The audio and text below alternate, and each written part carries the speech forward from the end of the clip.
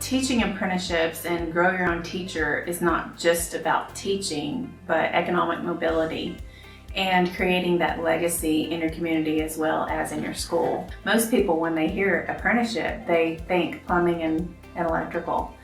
And so whenever we work with workforce boards, where obviously those teaching occupations are on every workforce board's target occupation list.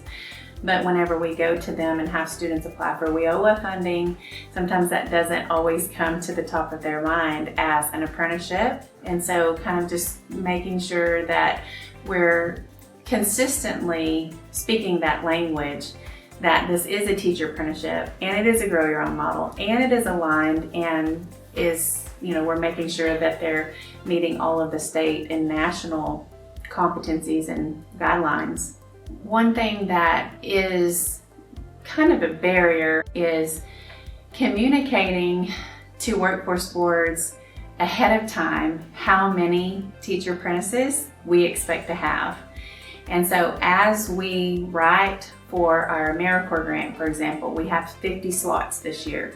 Well, they're all over the state, but it's important that we communicate ahead of time with the workforce board so that they can allocate funding to cover those student services, workforce services, and WIOA whenever they set their own budgets, because many times in rural communities and with working with workforce boards that work in rural, they're not expecting that.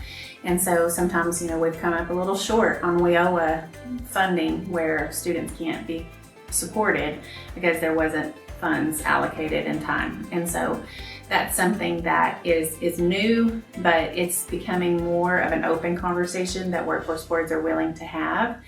And especially whenever they see the successes of these programs like Cumbie has here and showing you today.